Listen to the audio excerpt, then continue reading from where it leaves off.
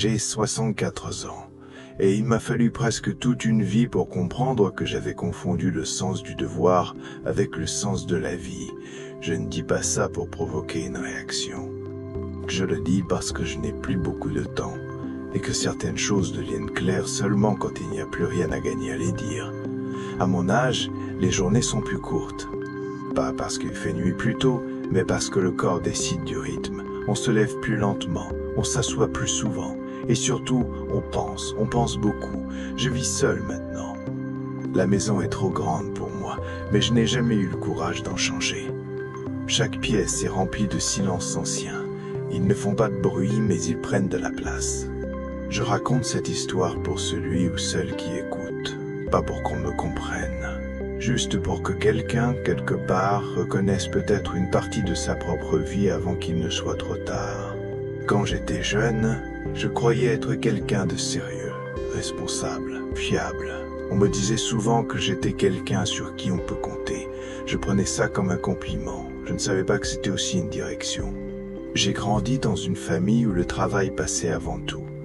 Mon père se levait avant le soleil. Ma mère comptait chaque dépense avec une précision presque douloureuse.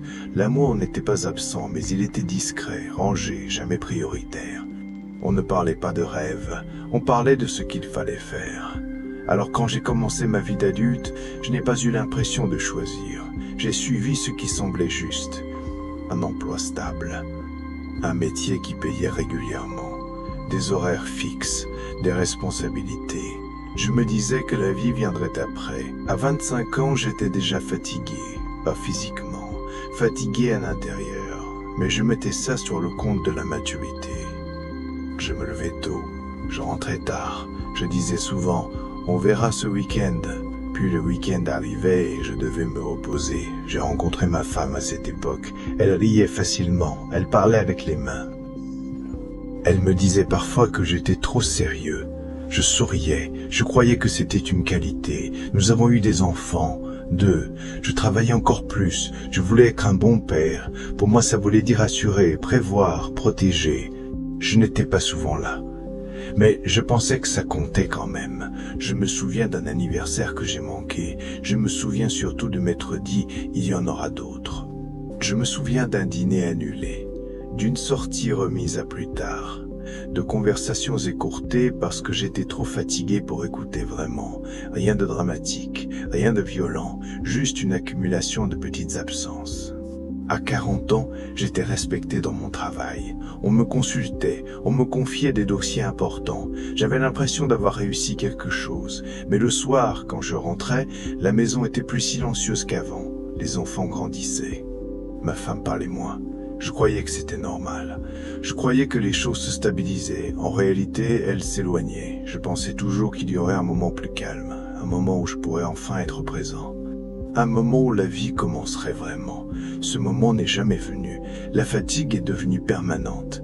Pas celle du corps, mais celle de l'âme. Une lassitude que je ne savais pas nommer. Je me disais que c'était le prix à payer. Pourquoi, je ne savais plus très bien.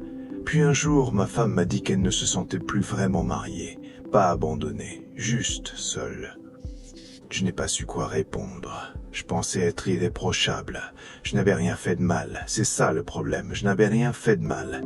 Mais je n'avais pas vraiment vécu non plus. Nous nous sommes éloignés doucement. Sans cri, sans trahison, avec une politesse triste. Quand les enfants sont partis, la maison est devenue trop grande d'un coup. Je me suis rendu compte que je ne les connaissais pas aussi bien que je le croyais. Et ils avaient leurs souvenirs, leurs blessures, leurs silences. Et j'en faisais partie. Puis il y a eu la retraite. On croit que c'est une délivrance. En réalité, c'est un miroir. Le travail disparaît. Et il ne reste que ce que vous êtes, ou ce que vous n'avez pas eu le temps de devenir. C'est à ce moment-là que ma femme est tombée malade. Rien de spectaculaire au début.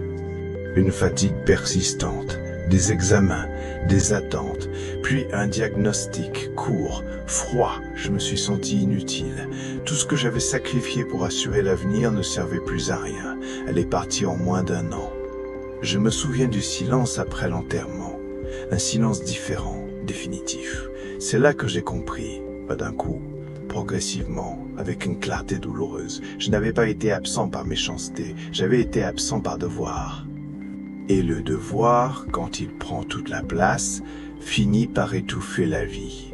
Il y a des choses qu'on ne peut pas réparer, pas parce qu'on ne le veut pas assez, mais parce que le temps ne négocie pas.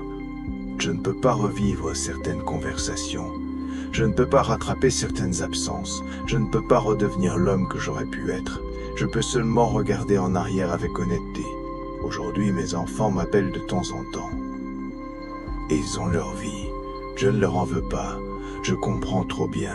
Je marche lentement. Je m'assois souvent. Je parle parfois à voix haute, sans m'en rendre compte. Je ne suis pas malheureux, mais je suis lucide. Si je m'adresse à vous maintenant, ce n'est pas pour vous dire quoi faire. Je ne connais pas votre vie, je connais seulement la mienne. Je croyais que le devoir me rendrait digne. Il m'a rendu utile, oui, mais il m'a aussi éloigné de l'essentiel. La vie ne prévient pas quand elle commence. Elle ne prévient pas quand elle se termine non plus.